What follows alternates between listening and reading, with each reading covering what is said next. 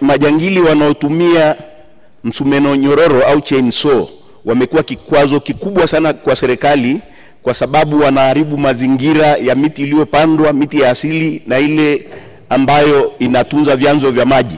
Je, serikali inatoa tamko gani kuhusu ujangili huu? Hili la kuhusiana na matumizi ya chainsaw, kwanza pamoja na kuwa mashine hizo zipo zinauzwa hapa nchini, lakini kuna utaratibu maalum ambao upo kwa mujibu wa mwongozo kwamba zisitumike hovyo kwenye maeneo ambayo hayajapewa kibali.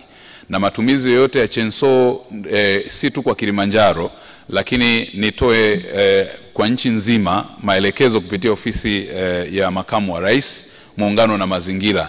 Ni marufuku kwa mtu yoyote kutumia mashine ya chainsaw bila kuwa na kibali halali kutoka kwenye mamlaka zilizopo kwenye maeneo hayo na hasa halmashauri.